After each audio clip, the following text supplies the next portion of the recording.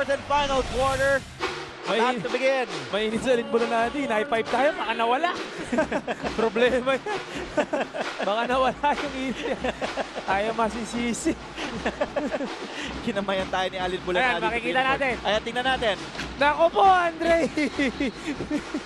Kinamayan tayo. Wow. Baka lang sa kaalaman ng ating mga manonood. Bulanadi, 4 of 6 from the field today. 3 of 4 mula sa labas from beyond the arc. 16 points for Bulanadi in 15 minutes of action off the bench. Itong si Alin Bulanadi. Before the fourth quarter, kinamayan tayo. 0 of 1. Since kinamayan kami dito, si Alin Bulanadi. Taladua will try his luck from the outside. Wala. Gayosa secures the ball back for the Stags. And this 22-point lead of San Sebastian is their biggest. Make that known. The biggest lead went up to 27, mind you. Another 3, this time from RK Ilagan. Ayun, di nakakagulat yung RK Ilagan hitting from the corner. We all know what he can do, especially from the outside. Kanino ba pupunta ang Letran sa opensa nila? Ray ng Batak. Tingnan natin.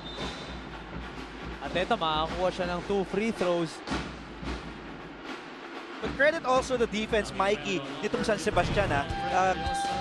Coach Egay Macaraya giving Ray ng Batak different defenders. Kanina, Gayosa, and then nagsiswitch, it was Jason David. So he's putting all sorts of defenders, all kinds of defense at Ray ng Batak. And itong si Ray ng Batak ka, 4 points pa lang. And 4 shots pa lang talaga ang natitira ni Ray ng Batak. 1 of 4 from the field. At talagang sabi mo nga yung depensa ng San Sebastian, iba-iba.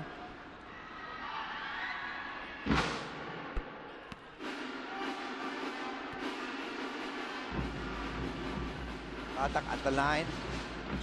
A 74.2% free throw shooter is the Stingray here in the season. So the odd quarters have not been friendly for Letran. Ang first quarter, 27% from the field.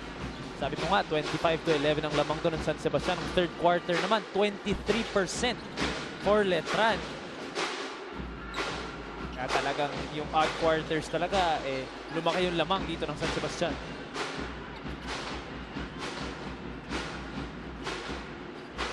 Costello off to Bulanadi, the man with a hot hand. That was before touching our hands earlier. Lumamig na si Alin. Kinamayan ka kasi. Justin Mercado gets fouled. He went to the line. Yun ang key stat, 0 of 2. Since kinamayan kami ni Alin Bulanadi dito.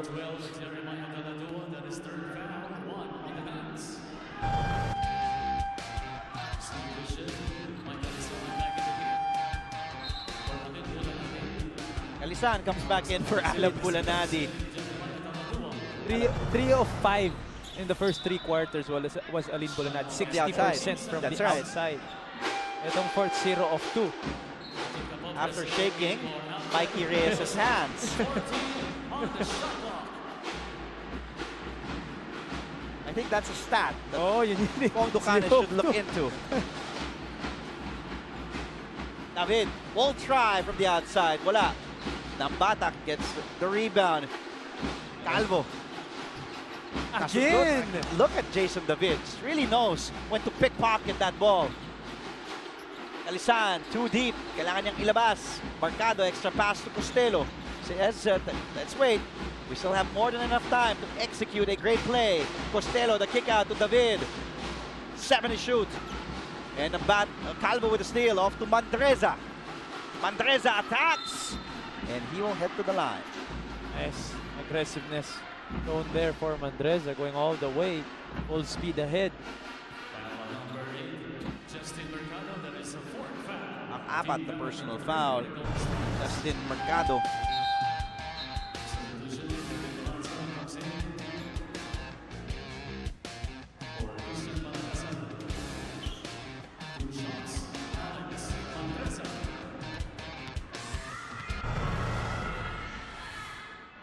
Reza. That free throw to go down. Reza, 8 minutes per game in 10 games played here in season 93. Knocks down both free throws. Really decent free throw shooter at 72%. Oh, I think what's important here for San Sebastian is not to fall in love with the three-point shot.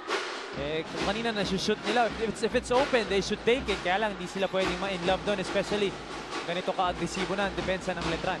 Mercado back out to David. Inside to Calisan, underneath. Calisan, wala.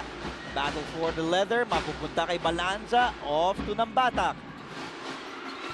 Pass to Calvo, mabibitawan, makukuha na naman ni Capobres. Costello, off to David, all the way. Again, defense turning into offense for San Sebastian.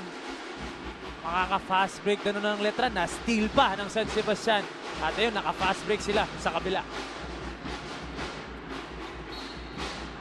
Kanina nabanggit mo, Mikey, 52% from the field ang Letran in the first half. But here in the second half, just 3 of 14, 21% as we take a look at our Vivo. Perfect shot, perfect selfie. Jason David, 14 points. Justin Mercado, meantime, fouls out of this game. Mercado will graduate with 4 points in 6 minutes of action. Offensive foul called by Alex Mandreza. Moving screen. Those are the unforced errors that Coach Jeff Napa would not want to see, especially down by this big. At eto naman, from an inbounds play all the way from the backcourt. And a forward pass agad kay Calma. Mandreza forced to foul. 2 free throws coming for the big man of San Sebastian. Wala talaga yung focus ng Letran dito sa larong ito, especially in the second half. Second quarter lang natin nakita talaga naglaro itong Letran.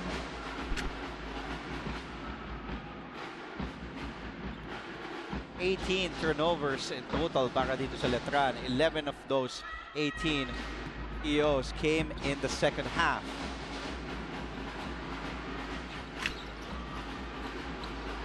Also credit the defense of San Sebastian with 9 steals as a team in this game. Balanza off to Mandreza. The up fake goes closer. All will stay with Letran with 8 to shoot. Christian Balagasay being inserted back in by Jeff Napa here in the fourth quarter. Mandreza heads back to the bench. And Coach Jeff wants to talk things over. Take a look. Second half field goals. David, 3 of 6. As for Letran, as a team, 3 of 15.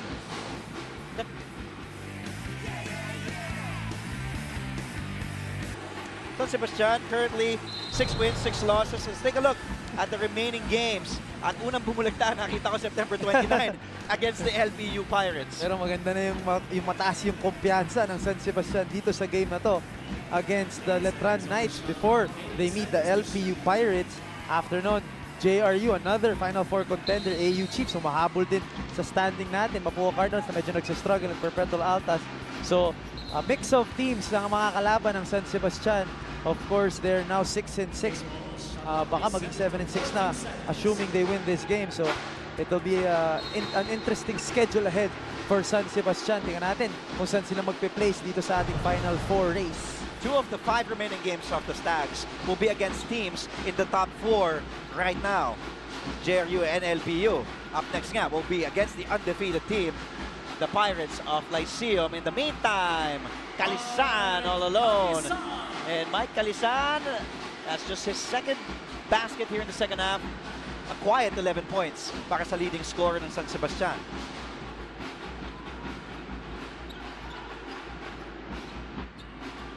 Malagasay to Calvo.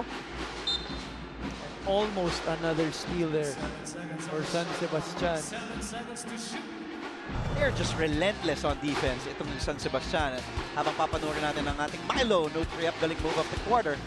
At Calisan, layup, Balanza for 3 to beat the shot clock.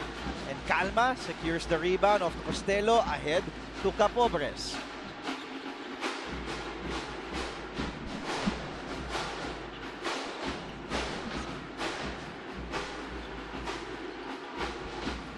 Taking a look at Capobres as David fires and backs it down again from downtown.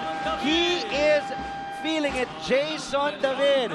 Hold that follow through, young man. Hold that follow through. Take a look one more time. Costello to David. He now has 17 points, his third triple. Victory lap from David extends San Sebastian's biggest lead to 29 points.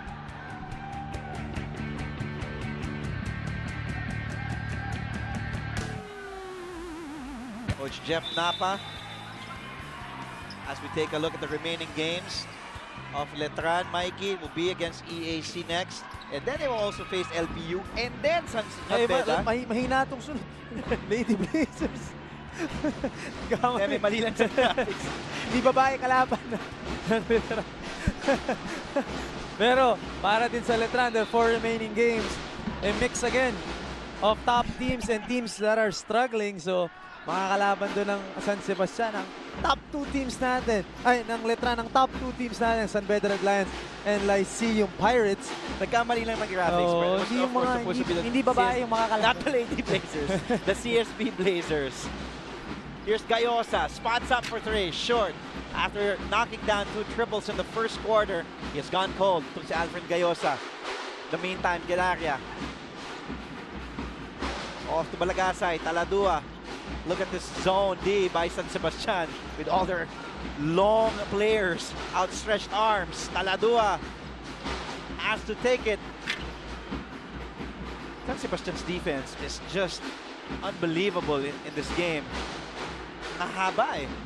They have Kalma, Kalisaan, even Bulanadi's long, Gayosa. Again, Coach Egay Makaray preaches defense wherever he goes. So the first thing he changed dito sa culture ng San Sebastian has to play defense. Reminiscent of how Coach Topex did it when he was here with San Sebastian. Balikan natin samantala si Miss Ana Ramsey. Ana? Give up the ball. Yan na nga ang sinabi ni Coach Jeff Napa nang maging intense na ang huddle kanina sa Letran Knights. At sinabi nga niya na hayaang iba naman ang humawak ng bola at hayaang iba naman ang tumiskarte kung kinakailangan na dahil sa dulo-dulo, ang buong team naman din ang magsasuffer. Pero sa kabila niyan, hindi pa nila umuso ng pag-asa dahil ang sabi ng team captain na si Ray ng Bata, kaya yan, kaya yan. Andre? Well, kaya pa naman ito if they start to play D right now. They're down by 31 big points. Although Coach Jeff Napa opting to play his bench players right now, we don't see any of their starters. Wala si Ray ng Bata, wala si JP Calvo, wala si Bong Quinto, wala si Jeric Balanza for Letran. So itong last 4 minutes, Coach Jeff Napa will use para ma-expose at mabigyan ng experience yung kanyang mga bata. Pacaro, the kick out to Taladua. And Taladua converts inside. Most likely, Jeff Napa has thrown the towel and the white flag here. Without JP Calvo on the floor, Bong Quinto, Ray ng Batak. It's just moving on to the next game. Ibigay na natin to 82-53. 0 of 3. 0 of 3 si Alin since kinamayan ka. Ako ba? 0 of 3. Ako yung unang kinamayan eh, tapos lumipat sa'yo eh. Yeah, well, Joyce Costello goes. Yung depensa talaga ng Stags, nakakabilib. Ganda panoorin. Good luck kay Ryan and the team. Of course, Kapatid? relative of Ryan Costello for sure. Thank you for sending in that tweet, Joyce. Sabi naman ni... Huwag mo papasa sa akin yan. Hindi ako nanonood ng Game of Thrones. Sabi ni Daenerys, go Stags. Bravo, Baste. Mike, we saw the remaining games para sa parehong koponan. Ito yung isa sa mga times na habang palapit na tayo sa end ng ating elimination round. Di ba nga, meron tayong kagulo sa NCAA. Yeah. We've witnessed this back in season 91, last year. Well, mathematically, obviously, San Sebastian can still go up there. Letran. Pag mga ganito na, yung home stretch na, you know, what do you the mindset of the coaches and the teams? Well, of course, each win is very important and very crucial for Letran, JRU, San Sebastian, and EAC, especially when they go up against lower teams. Kailangan nila siguraduhin kasi doon talaga, if one of those teams, tingnan mo naman talaga yung init itong San Sebastian, pero if one of those teams, talking about Mapua and St. Benilde and Perpetual, if one of those teams upset yung 4 teams na sinabi ko, malaking bagay yun. At kung sila naman ang maka-upset going up against San Beda and LPU, malaking bagay din yun. So every win, every game is crucial. And talking about Letran, who will go up against Lyceum and San Beda pa, sana maka-upset sila doon para makuha nila nga itong Final 4 spot nila, because right now after this game, bababa sila to 5th place. And San Sebastian will tie itong JRU at 7 and 6 for 3rd spot. 15 threes, by the way, para dito sa San Sebastian, the most any team in this season so far. Before their 15 threes, they also had that yung pinakamaraming 3 puntos na convert 13 made threes season 93. Coach Egay Macaraya is about to field in Brian Quipse. Brian Quipse, who's just played 6 games. Started 1 in those 6 games. Averages 4 minutes per game in season 93. 25 minutes in total here in this season. He comes in. There's Brian Quipse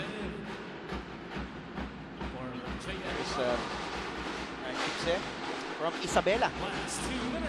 Ilocano to, si Brian Quipse. Final 2 minutes in this game, dominated by San Sebastian. Take a look at their 3-point field goals today. Shooting lights out 43%. Oh, Gayosa and Taladua at it. Natamaan ni Gayosa sa ulo itong si Taladua. Although, I don't think it was intentional. Ito, nakakagulo yung fans ng Letran dito sa likod natin.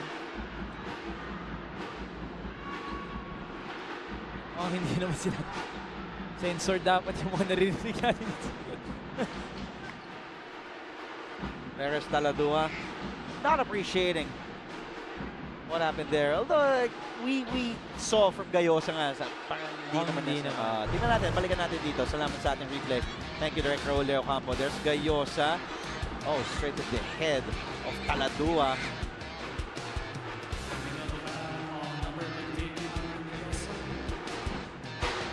Technical foul will be called on Alfred Gayosa. That will be his 5th personal foul.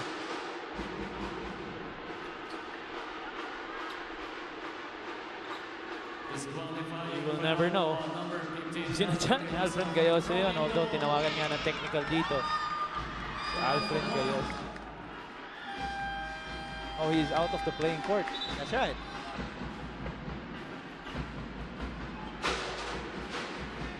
And that's big because 5 fouls. 5 fouls oh, to Gayosa. 5 fouls. Yeah. Okay. Foul out.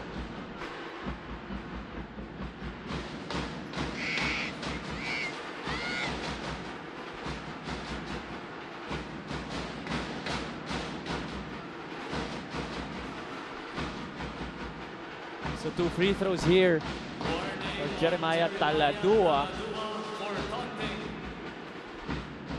So 33 points ang lamang dito. San Sebastian, lampas isang buwan na.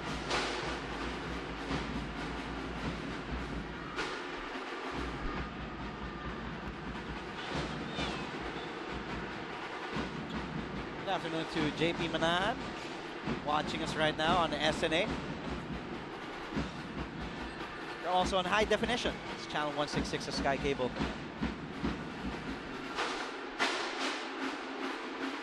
A minute 40 left here in this game. 32-point lead for San Sebastian. Was exciting nung first half because of that run by Letran nung second quarter, but the second half talaga, it dominated na ang San Sebastian on all facets of the game.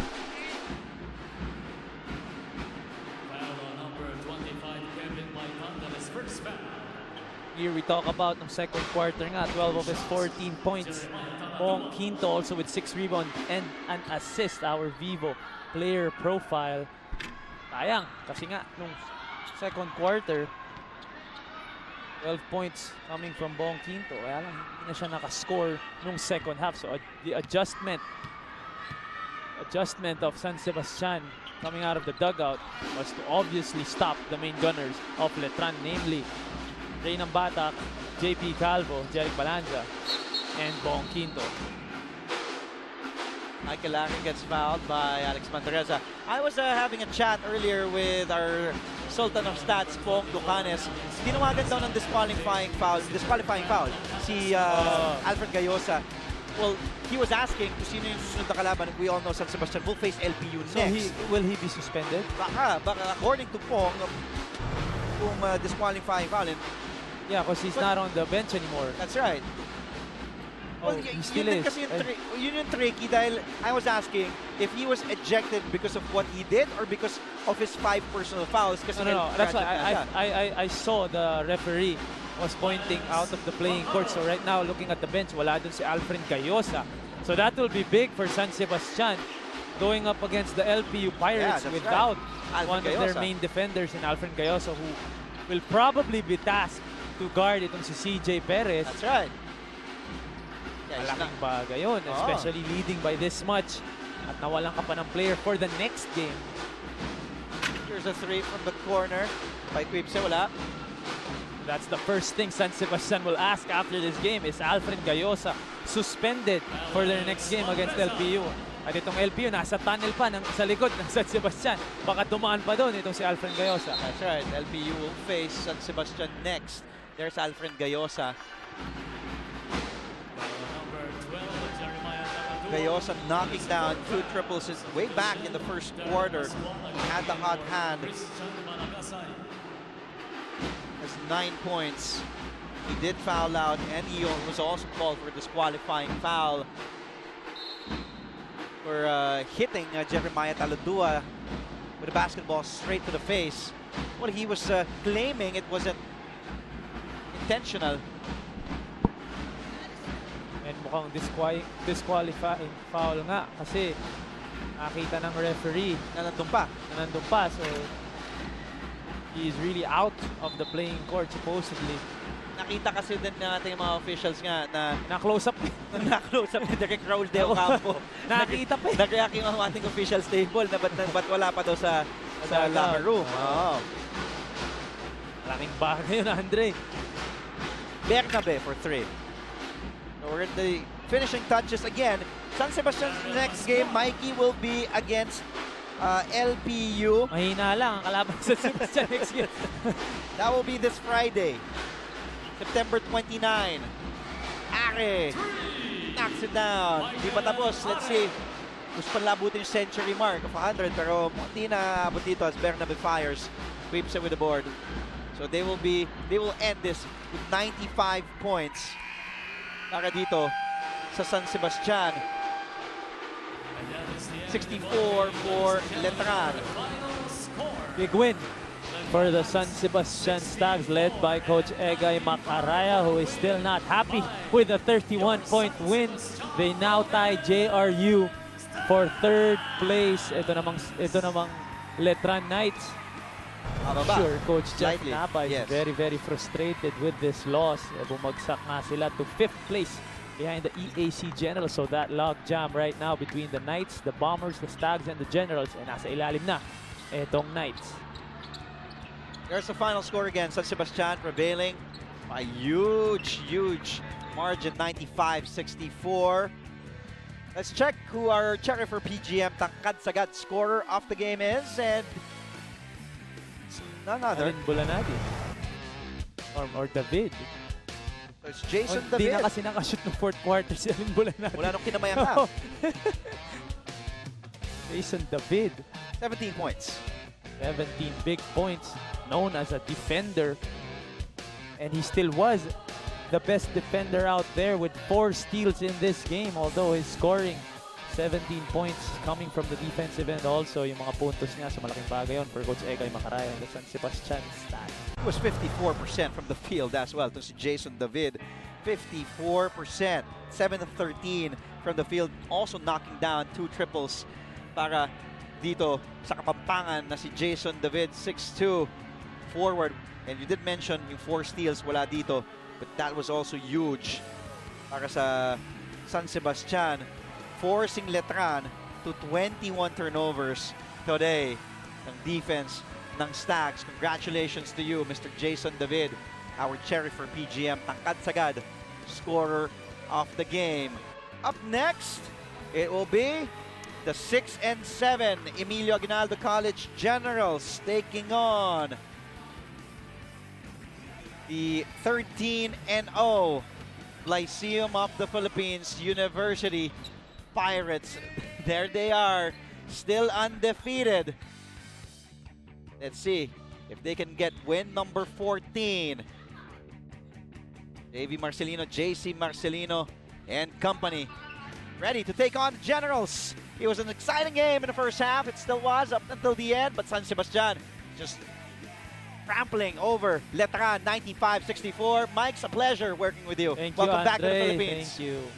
And for Mikey Reyes, Miss Anna Ramsey, our floor director Larry Diang, our director Raul De Ocampo, game producer Manny Gabutina, ako po si Andre Felix. Stay tuned for more NCAA action, the Pirates and the Generals. Up next, ito po ang inyong NCAA Season 93 live and exclusive dito lamang sa SNA.